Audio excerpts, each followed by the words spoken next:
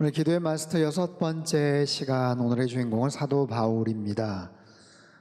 사도 바울은 누구입니까? 2000년 기독교 역사에 있어서 가장 위대했던 하나님의 사람, 가장 탁월했던 신학자, 또 가장 정말 훌륭한 목회자의 모델이기도 하고요. 또 가장 뛰어났던 교회 개척자입니다. 그런가 하면 사도 바울은 정말 가장 위대했던 기도의 마스터이기도 했죠. 사도 바울을 통해서 주시는 기도에 대한 참 좋은 영적인 메시지들이 성경 곳곳에 나오지만 오늘 특별히 에베소 6장의 이 말씀을 가지고 함께 은혜를 나누고자 합니다. 어떻게 해석을 하든지 간에 오늘 짧은 이 세 구절을 통해서 우리는 기도에 대한 아주 소중한 영적인 교훈들, 그리고 기도의 사람들이 가져야 될 중요한 삶의 자세, 태도들을 함께 살펴보고자 합니다. 18절 말씀을 우리 같이 한번 읽어볼까요? 시작. 모든 기도와 간구를 하되 항상 성령 안에서 기도하고 이를 위하여 깨어 구하기를 항상 힘쓰며 여러 성도를 위하여 구하라. 자, 참 신실했던 하나님의 사람 사도 바울이 28절 한 구절을 통해서도 기도에 대해서 굉장히 다양한 이야기들을 지금 전하고 있어요. 모든 기도와 간구를 하라. 기도라는 것은 하나님과의 영적인 관계, 영적인 호흡이기도 하고 영혼의 대화이기도 하죠. 간구라는 것은 뭡니까? 결핍, 어떤 부족한 것이 있어서 간절하게 하나님 앞에 뭔가를 청원하는 것, 요청하는 것, 바로 그런 기도를 간구를 하라. 또 항상 힘쓰라. 항상이라는 단어를 2번이나 강조해요. 언제나 쉬지 말고 기도할 것 강조하는 거죠. 또 성령 안에서 기도하라.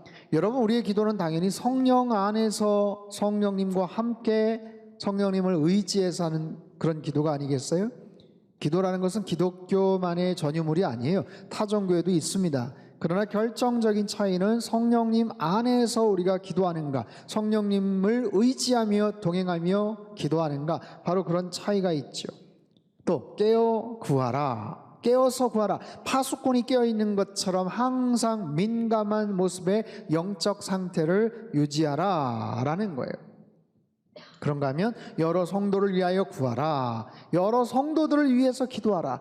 여러분, 기도라는 것은 하나님과 나와의 개인적인 그런 관계, 은밀한 그런 필요들을 하나님 앞에 나누는 그런 과정이지만, 기도를 하면 할수록 더 깊이 기도를 하고 들어갈수록 이타적인 마음이 생기고 다른 사람들의 필요가 떠오르게 되고 하나님의 마음이 느껴지고 하나님의 관점으로 세상들을 바라보게 되는 바로 그런 모습의 기도. 이것은 대단히 자연스럽고 또 당연한 그런 기도의 수순이기도 합니다.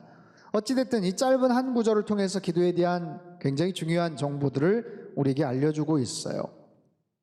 여러분, 사도 바울에 대한 여러 호칭들이 있지만 저는 사도 바울을 가리켜서 기도 박사, 기도 전문가 이렇게 불려도 전혀 이상하지 않다고 생각을 해요.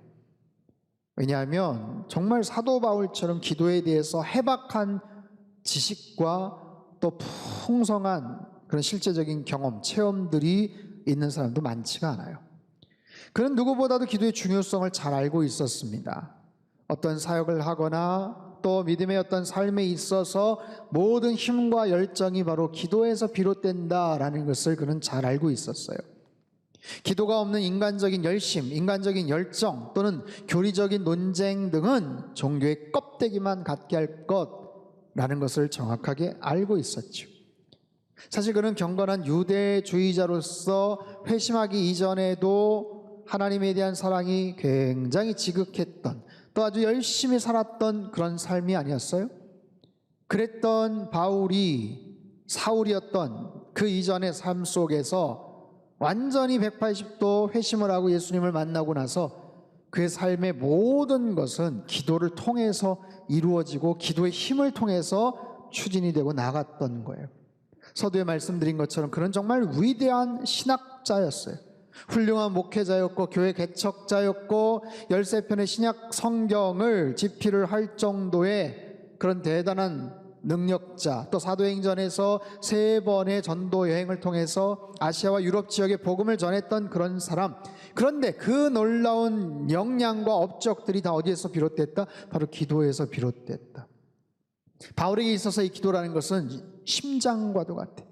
지치지 않는 엔진과도 같죠. 한 번도 멈추지 않았고 언제나 뜨겁게 활활 타올랐던 바로 그런 그의 가장 중요한 동력, 원천이기도 했습니다. 여러분, 그의 인생을 가만히 보면, 성경을 가만히 보면 절대로 그 열정이 식지를 않더라고요. 그의 헌신이 한 번도 꺾여지지 않더라고요. 그 사역이 절대로 멈춰지지 않더라고요. 어디에서 무엇을 하든, 감옥에 끌려가든 매를 맞든 가택연금을 당하든 쉬지를 않아요. 그 모든 원천이 기도에서 온다. 그 모든 에너지의 근본, 기도에서 온다는 거예요. 여러분, 우리는 반드시 기억해야 됩니다. 성령, 권능, 증인, 사도행전 1장 8절의 가장 중요한 핵심 키워드, 성령이 임해야 우리는 권능을 힘입는 것이고 그 권능을 통해서 복음의 증인이 되는 것이죠. 순서예요. 그 도식. 그런데 그 성령이 어디에서 시작이 된다? 기도에서 출발한다. 오순절 마가의 다락방에서 열심히 모여 기도했던 사람들에게 성령께서 임하셨고 불처럼 바람처럼 강력하게 역사하실 때 교회가 새롭게 생기고 놀라운 복음의 능력들이 나타나더라 라는 거예요. 사랑하는 성도 여러분, 기도라는 것은 그렇습니다. 우리의 삶의, 우리의 사역의 원천이에요.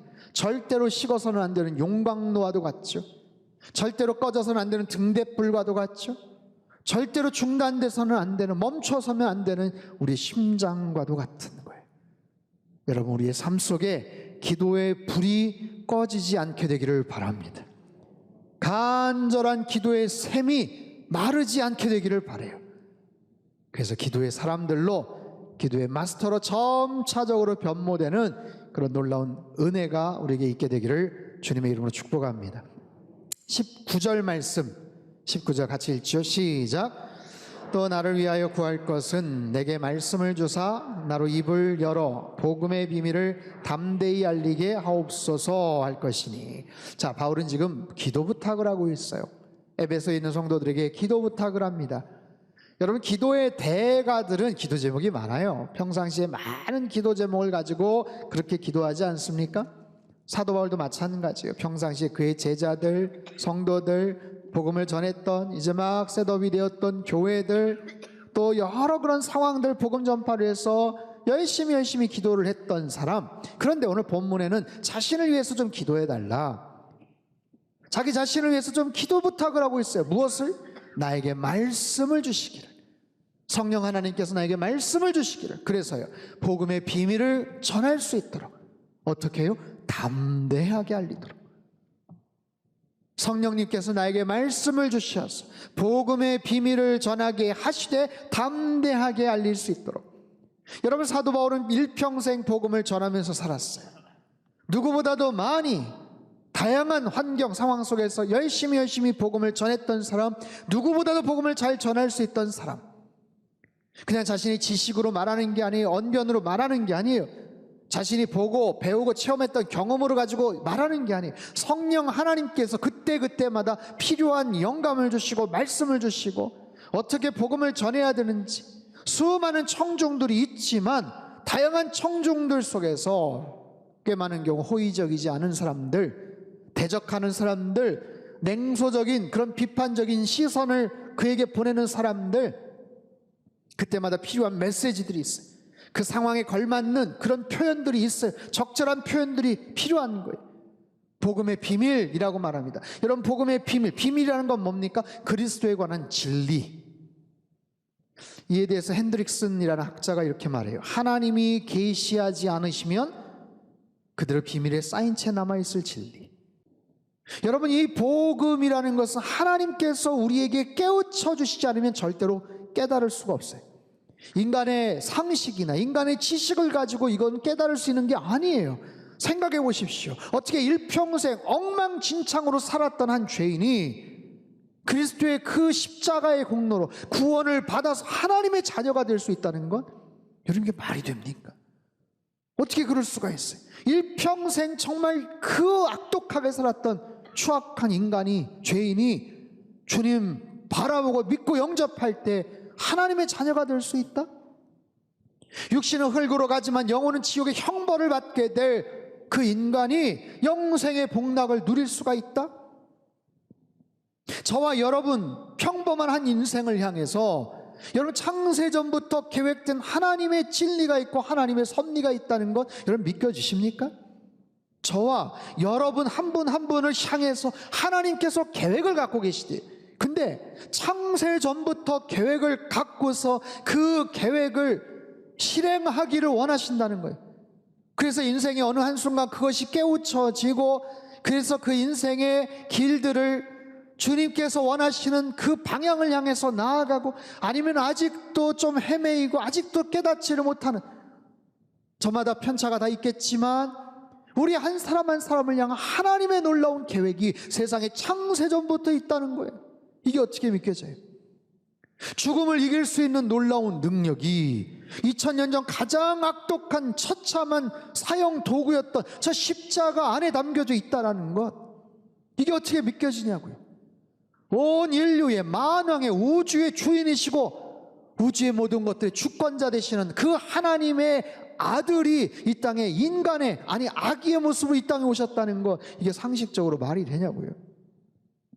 복음 안에 담겨져 있는 이 숱한 비밀들, 인간의 지혜로, 인간의 상식으로, 합리적인 어떤 여러 가지 계산으로, 과학적인 이치와 통계를 가지고는 도저히 답이 나오질 않아요. 이해할 수가 없는 이 복음의 비밀을, 이 복음의 숨은 비밀을 어떻게 잘 전달할 수 있을지, 마음을 활짝 열고 믿어보겠노라고 애를 쓰고 노력하는 사람들도 아니고, 저항하고 반감을 갖고 거기에 대해서 적대적인 마음을 가진 그런 사람들, 시끌벅적한 그런 상황들, 눌려있는 그런 상황 속에서도 이 복음의 비밀을 효과적으로 잘 전달할 수 있도록, 주눅 들지 않고 담대하게 선포할 수 있도록 하나님께서 나에게 말씀을 주십시오. 그걸 위해서 지금 기도하고 있어요. 보다 더 정확하게, 보다 더 설득력 있게 전할 수 있도록. 금요일 날이죠. 기도의 마스터 30과의 내용, 부끄러움이나 거절의 두려움 때문에 우주에서 가장 중요한 메시지를 전하지 않고 입을 다물어서는 안 된다. 와, 우주에서 가장 중요한 메시지를 부끄러움 때문에, 두려움 때문에 내가 입을 다물어서는 안 된다. 반대로 가장 중요한 그 메시지를 생각이 나지를 않아서, 문장이, 어휘가 떠오르질 않아서 정확하게 이야기를 할 수 없다면 안 된다는 거예요. 여러분, 사도 바울은 수없이 많은 상황에서 복음을 전했어요. 다양한 상황들, 다양한 사람들, 유대 총독이었던 벨릭스, 베스도, 그 앞에서도 복음을 전했어요. 아그리파 왕 앞에서 담대하게 복음을 전했습니다. 자, 그런 바울이 이제 로마 황제 앞에 재판을 받아야 돼요. 지금 그래서 기다리고 있는 거예요. 미결수의 신분으로, 로마 시민권자니까. 그래서 그걸 기다리고 있습니다. 2년 동안 가택연금 상태에서 기다리고 있어요. 자, 바울이 고민합니다. 황제를 만날 때 내가 뭐라고 얘기를 할까? 황제 앞에서 무슨 얘기를 할까? 한 가지밖에 청원이 안 된다. 아니, 딱 1분만 허용이 된다. 뭐라고 얘기할까?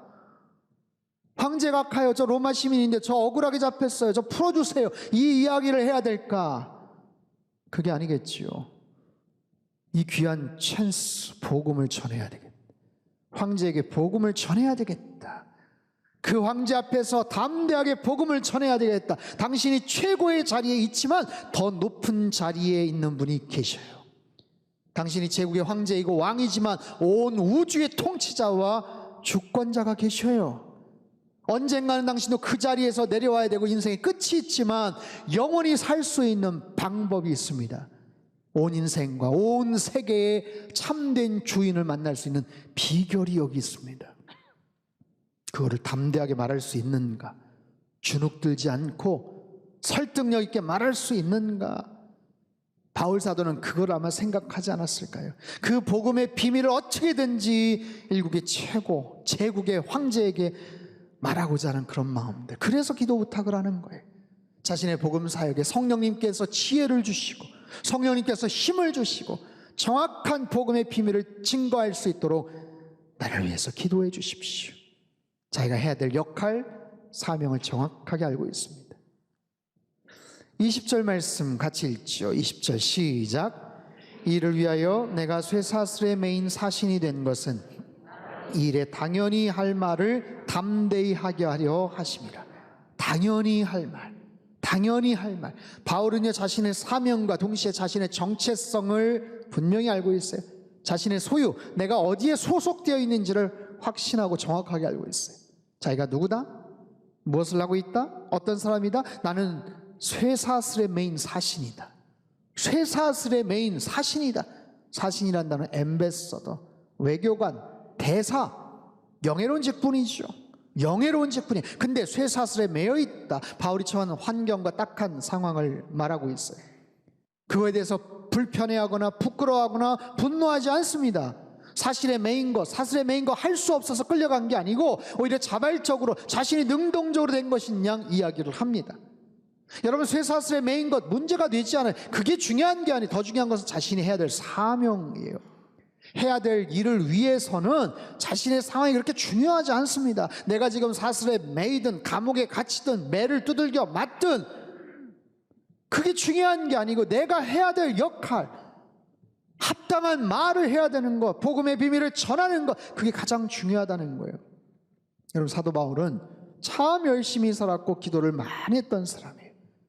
그가 그렇게 열심히 살았던 이유는, 그가 최선을 다해서 열심히 뛰었던 이유는 분명한 자기 정체성, 분명한 소명의식, 언제 어떤 상황에서 내가 해야 될 역할을 정확하게 알고 있었기 때문에, 그 목표가 있기 때문에, 목적의식이 분명하기 때문에 더 엎드려 기도할 수밖에 없어요.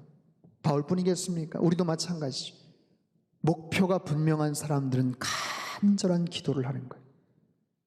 이루고 싶은 간절한 열망이 있고 목적지가 있으면 더 간곡하게 하나님 앞에 엎드리는 법이죠.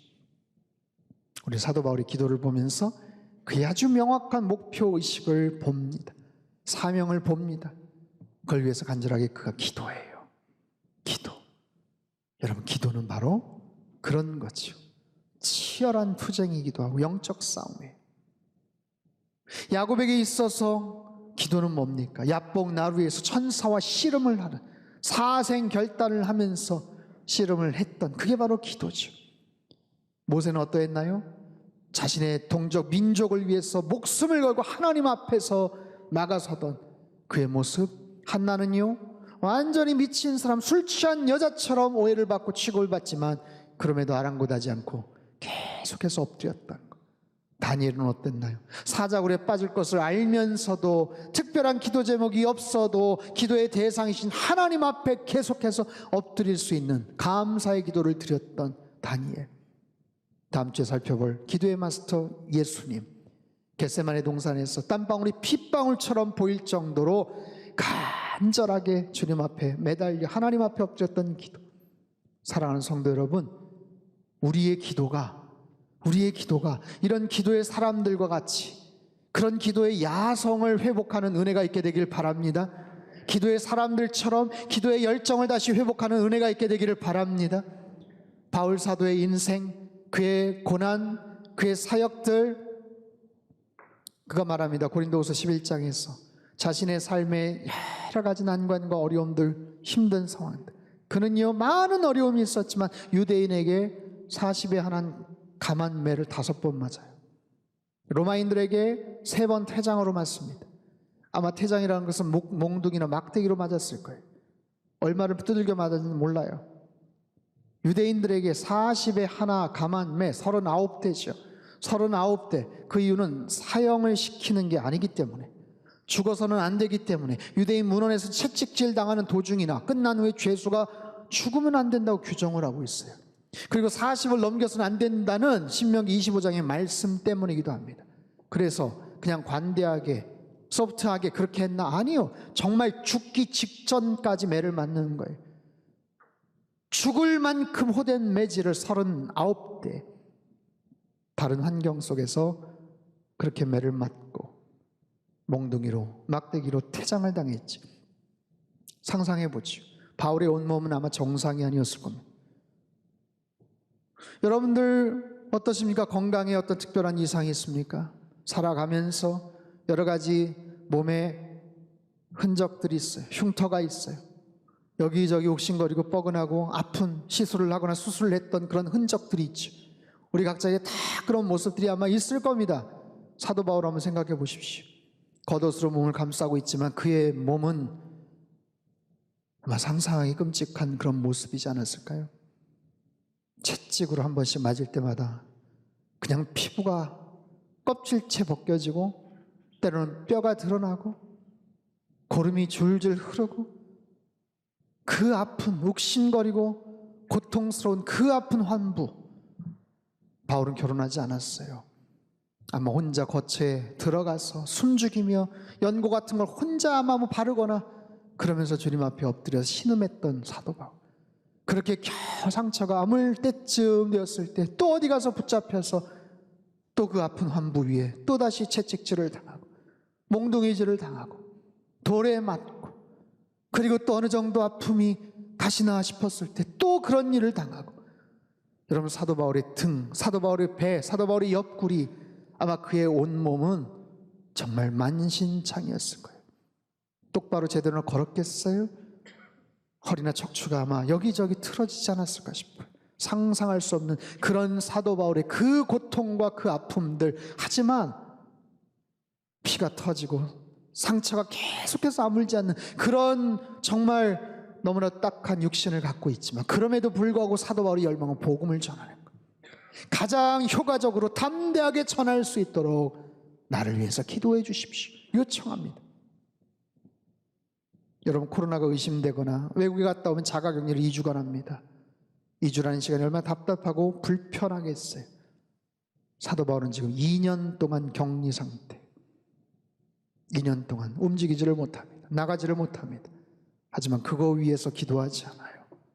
저 이번에 꼭 석방되게 해주세요. 황제 만나서 다 풀리게 해주세요. 그 얘기하지 않습니다. 저 지금까지 고생 많았는데 노후에는 좀 편안하게 좀 살게 해주세요. 그거 얘기하잖아요. 나에게 기회가 있을 때 이 복음의 비밀을 담대하게 설득력 있게 효과적으로 전할 수 있도록 나를 위해서 기도해 주십시오. 사랑하는 성도 여러분, 우리에게는 어떤 기도 제목이 있습니까? 그 기도를 위해서 어떤 간절함을 갖고 기도하십니까? 어떤 간절함, 절박한 마음. 우리 그렇게 기도했었거든요. 간절한 마음으로. 정말 힘들고 어려울 때, 정말 절박할 때 하나님 앞에 간절하게 말해요. 하나님 도와주세요. 하나님 도와주시지 않으면 안 됩니다.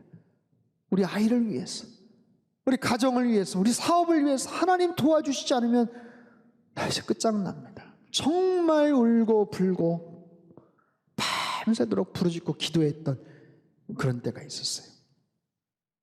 근데 지금은 어떻습니까? 그 열정이 많이 식어졌죠. 간절한 기도 제목이 다 해결이 되어서 그런가? 꼭 그렇지만은 않은 것 같아요.